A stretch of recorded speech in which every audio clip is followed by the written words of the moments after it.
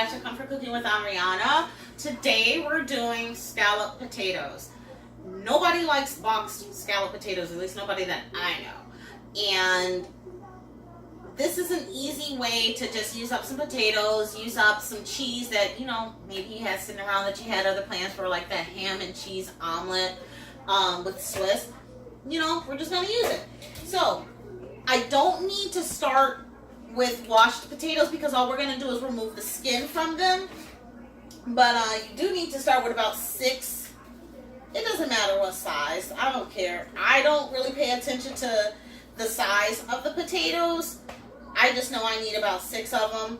And then I'm going to just cut them in rounds. The reason I don't, you like that old? Oh, welcome to Wisconsin, eh? The reason why I don't wash them first is because I'm just taking the skin off. And then I'm going to wash them before I slice them. You know, why make an extra step when you don't have to? So I'm going to finish slicing up these, well, peeling the potatoes because I don't own a potato peeler. I use a knife. I always have used a knife. You know, I don't need another thing in my cupboard that I don't need to use. So let me peel these up and I'll be back. So you need 16 ounces of Swiss cheese. I already have a brick in there and then I realized I have to show me shredding. I don't buy shredded cheese because I don't like all the that they put in there to keep it from clumping. I would sooner just buy my own. Plus it's cheaper. And it takes 5 seconds to shred cheese. Just shred your cheese up. Like I said, 16 ounces. I use Swiss. I suppose you could use Monterey Jack if you like. I like the flavor of Swiss. You want to stay away from the yellow cheeses. That starts putting you in the au gratin territory. So I'm going to shred this up and then I'll be back, okay? So, here we go. My cheese is shredded, 16 ounces of Swiss cheese. I have my potatoes ready to cut. We're going to use heavy whipping cream. Don't use half and half. Don't use milk. Use heavy whipping cream. I don't even recommend using evaporated milk because it has that flavor that nobody likes. I guess some people like it. They seem to still make it. Heavy whipping cream. And you're just going to put that in your pot, a quart, because you want your potatoes saturated. You're going to use 4 tablespoons of butter. Don't use margarine, use butter. Okay?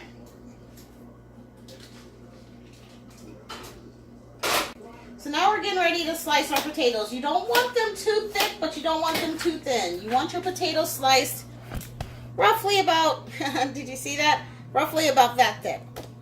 And that leads to even cooking. So I'm going to slice up these potatoes and then we're going to get ready for cooking. So now I'm just, you know, waiting for the butter to melt before I add the potatoes. This is probably my fault. I can't say probably, it's definitely my fault. I did not have my butter at room temperature. I usually keep my butter out, so my fault. Like I said, you want to taste it. Make sure you don't need to add salt. I need to add salt. So remember I added 2.5 teaspoons. Just add another half teaspoon. Your cheese has a level of salt in it. But potatoes take on salt. They, you know, if you make something too salty in a soup, add a potato. The potatoes will, that's a trick I learned managing restaurants. The potatoes will soak up the salt. You throw the potato out, your dish is semi-balanced. Or you can do sugar. I'm not adding sugar. So my butter is melting. Now I'm going to just add my potatoes. We're going to par cook these potatoes. You know, like I said, you're cooking it. It only takes about 30 minutes in the microwave. If you, not even 30 minutes, like, you know, 25, 30 minutes. But you're par cooking them just to soften them up, get that crunch out, because they're not going to cook that long in the, they're not going to cook that long in the oven. Just 1 second. So we're going to let these simmer out for about 10 minutes. That's all you need to let them do, and then we'll be back. So you know your potatoes are ready to come off of the heat when they start giving you that bubble, bubble, toil and trouble look.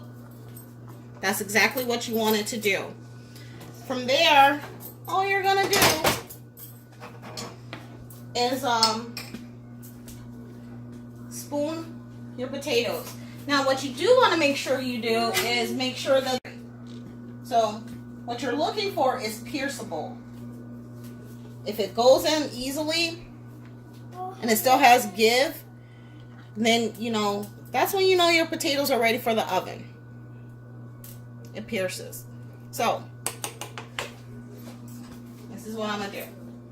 I do this several different kinds of ways. Sometimes I like to line the bottom of my pan with some of the gravy. I'm not gonna really do that today. I find that it really does not make a difference. But this is a layering process. So you put your first layer of potatoes down. You take your beautiful cheese and sprinkle a layer of cheese. I have learned, though, that this is not something you want to make ahead of time, because once the cheese is melted, Swiss seems to seize an awful lot. And once it seizes on you, you can't really get that give back. It's still good, but it doesn't give back. Alright. Now I'm going to just put about 2 ladles of the cream base. This is a really good base for cream of potato soup, which I'll be making soon here too. Start your next layer. And I promise you, if you try these scalloped potatoes, these are slap your mama good, man. They are so good. You know, I never liked those box things, and if I see scalloped potatoes on somebody's table, I kind of cringe. More cheese. We like them cheesy, because I guess we're a cheesy family. Sprinkle it. Good rule of thumb: if your base, that cream, tastes, almost reminds you of a potato soup with the season factor, then you know it's seasoned. Your potatoes will be seasoned. Your base is that creamy gravy that you do associate with the scalloped potatoes. And then you just keep layering.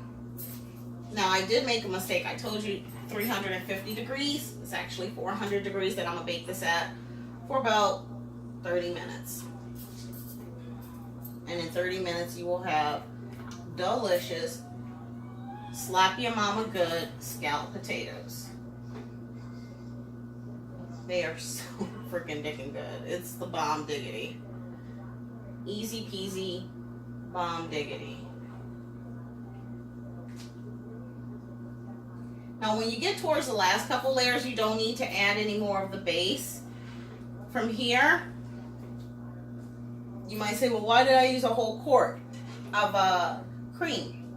Because you want the potatoes covered and, you know, to cook in that cream.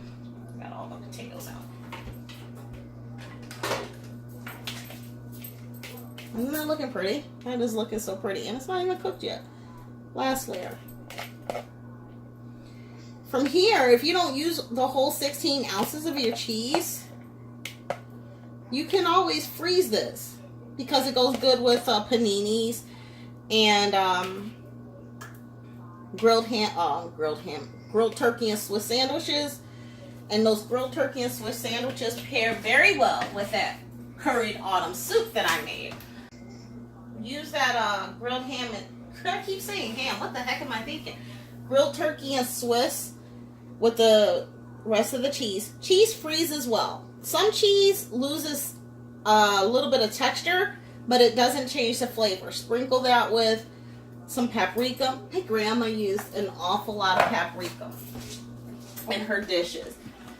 because I don't have any fresh parsley, and I'm all about making things look pretty. So, you know, I'm gonna sprinkle some dried parsley because I don't really keep fresh parsley in the house.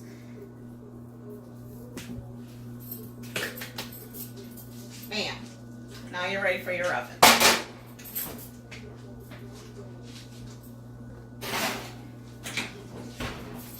That's it. 30 minutes, I'll show you the end result, and we're gonna get ready to eat in this house. All right. 30 minutes pass. We're gonna pull it out of our oven. There are your scalloped potatoes. That is beautiful. Absolutely. Again, slap your knee, finger licking good. A little bit of this up to see what it tastes like. Just because I want to know.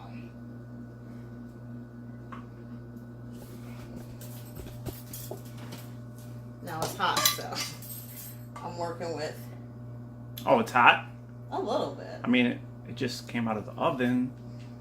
Get a little bit of that gravy sauce. Alright, let's see what this tastes like. It's so hot. Oh my god. I'm good. Oh, hot! Woo! 30 minutes scalloped potatoes. All homemade, nothing from a box. There you have it. Once again, if you like what you saw, hit that subscribe button down there, which I think is on the left side. Hit that subscribe button. If you like the video, give a thumbs up. Leave a comment what you'd like to see me cook next. We have lemon meringue pie on deck, so that's coming up here within the week. I've been trying to do 2 videos a week. We're going to keep that momentum going, and I'll see you next time. Happy eating.